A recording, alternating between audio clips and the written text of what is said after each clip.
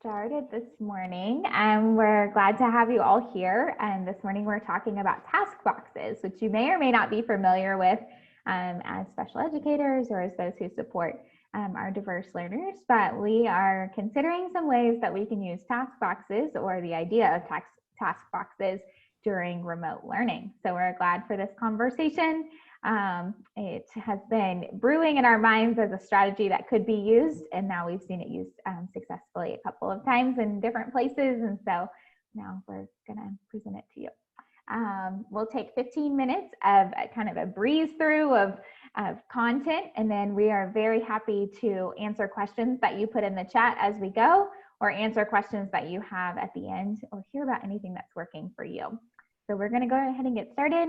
For those of you who don't know, we are the Diverse Learners Cooperative. I have my colleague Josh on the line. He is our program director in Memphis, and we are a nonprofit organization that works to connect teachers and leaders to the professional learning resources and networks they need to improve outcomes for diverse learners. So here we are, and Josh, I'm going to pass it off to you. Good morning, everybody. I'm excited to be here with you. I've got my coffee. I don't know if y'all got coffee or tea ready to go. Before I get started, I do want to thank Sarah Braun, as a teacher. Hello, Sarah. She's on the call, and I got some good ideas from her, and we'll have a chance to get to some photos she sent us to talk through that later. But really, today's mission is to learn about how task boxes can be used to build student independence and reinforce previously taught concepts in a virtual or in-person setting. So we're going to sort of, the first part is just a quick overview of task boxes if you're not familiar, and then we'll jump into several ways you can potentially implement that in a virtual setting.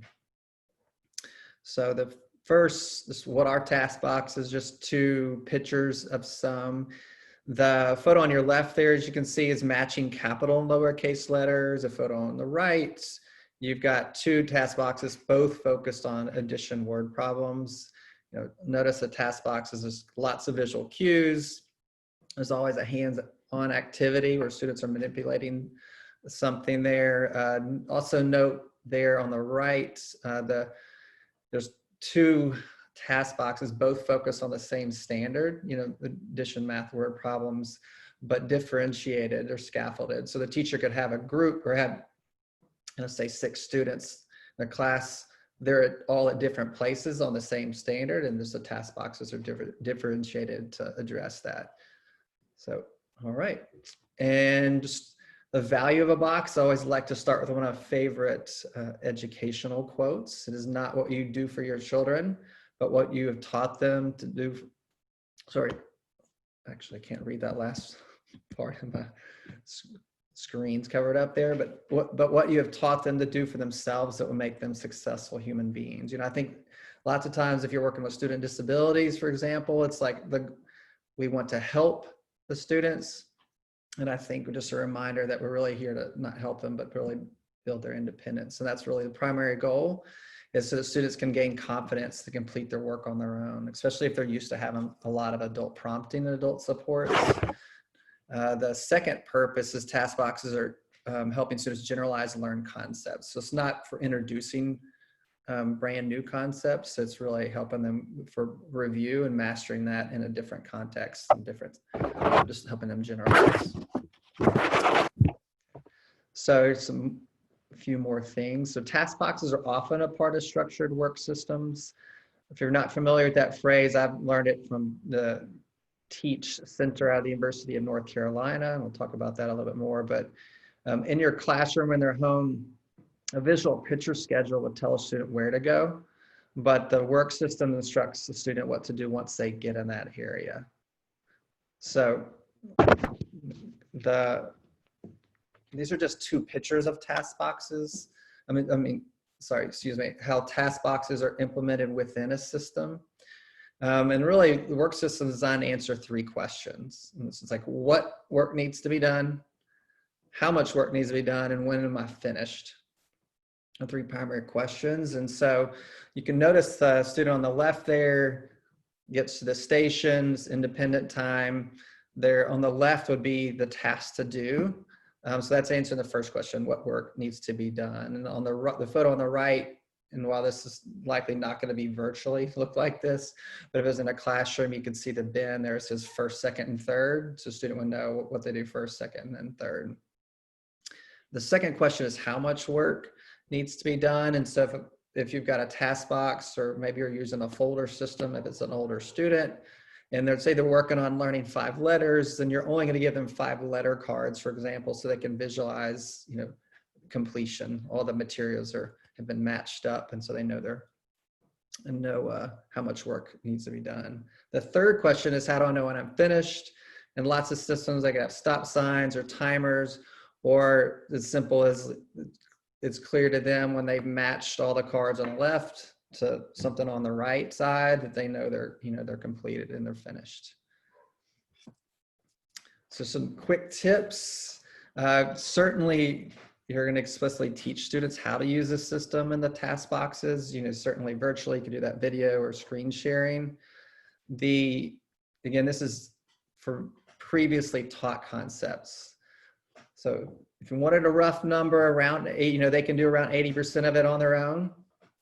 Would be a great sort of rule of thumb.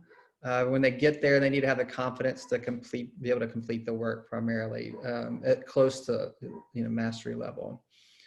It'd be great if you could designate an area of your room or help the parent designate an area in their house for that independent work. So it's like a physical reminder, when I go here, I'm working independently. And then my favorite is reinforce often to build independence. Again, a lot of students are used to adult supports. And so just clear, like if they're on task, you're reinforcing them. If they're completing tasks, you're reinforcing them. There's an example on the bottom right there is I'm working for. So as they work through their tasks, they Velcro the penny onto a spot, and they know at the very end, they get it all completed, they get snack. So there's 3 ideas for implementing task boxes for virtually. So we're going to go through the shared box system, potentially individual student binder system, and then just straight up virtual task boxes. So here's one way to approach it is to have task boxes like you would have in a classroom, but you actually create a Dropbox system. So you've got your task boxes, and you just say, I don't know how many students, 8 students you're working with, and you work with the families to either drop those off or to pick or for the parents to come and pick up boxes. So that at home they would have individual boxes that you practice with them virtually, and then they get the task boxes, and you're going to obviously have to work with the families and parent, whoever's helping those students, likely to know how to do that at home. But that would just be one approach to doing it. Certainly when times after a couple of weeks, you get the boxes back, you sanitize them, or maybe you quarantine them for several days before you do that. But that could be one approach, just a shared box system. The second one, and thank you, Sarah, for this idea. I love the idea. They're not allowed to get stuff from home. So once you send it home, it stays home. So the first system will really work, but shifted it more to an individualized student binder, where the binder is sectioned and it sort of mirrors the parts of their schedule. So see the middle photo there is a morning meeting, and then they turn, and like the calendar photo there on the right will mirror the actual PowerPoint in Google Slides. So on the left, you see those are 2 slides from Sarah's presentation. So they'd have the seasons, they're going through that as part of morning meeting, while at home students have a section that they're mirroring those activities. So here's an example, like getting more towards the independent portions. On the left is just a photo of maybe, you put those activities within a sleeve so they can use a dry erase marker and identify the letters, and then when they're done, they can erase it. But once they've gotten to that level of mastery, you can have like an extra section or independent tasks section. When they get to that independent activity time, they go to that section, pull it out, and then they work the system or do the tasks. So that's the great binder system. And if you have any questions, I forgot to say this at the beginning, definitely add them to the chat. We love questions.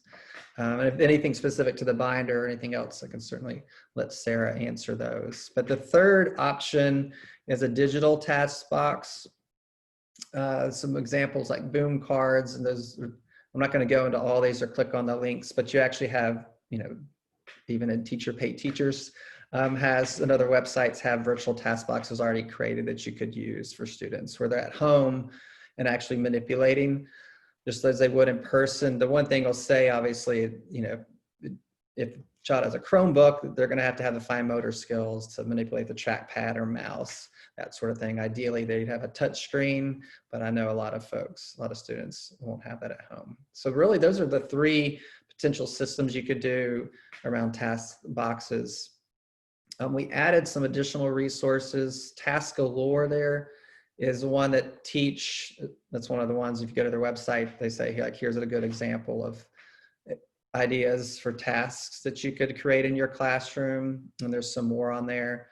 And there for quick tips for teaching independent work system. And then the last link is functional activities. If you have any students that are really working, it could be folding clothes or like whatever functional activities, transition activities you're working on. It's got it by time of day and age or grade. So it's like a bunch of different videos that they could watch and activities they could do virtually connected to functional activities. So that is it. That is it. So we're really 3 minutes under the bell there, Josh. All right. Like try to fit it in 15 minutes. Yeah. That's right. So you'd love, this is a chance to, learn from each other. And what questions do you have about task boxes? Yeah, and I've seen task boxes be used really well for older students too. I know a lot of the examples here were maybe for younger students or younger standards, but even thinking about older kids and the things that they are working on, associating text with pictures or like longer pieces of text or matching causes and effects, or, there's lots of opportunities there to give something that's independent but reusable. And that's the key here, is that you want to be able to do the task box again without for a further learning opportunity. So it needs to be repeatable. And Brooke, well, I appreciate you calling that out, because what I've seen for older students, like middle and high school students, is they didn't have task boxes, but they had file folder systems. And so students would go and pull up a pocket folder, and that was like the system, or the task, if you will, was embedded in a folder. So it was more age appropriate.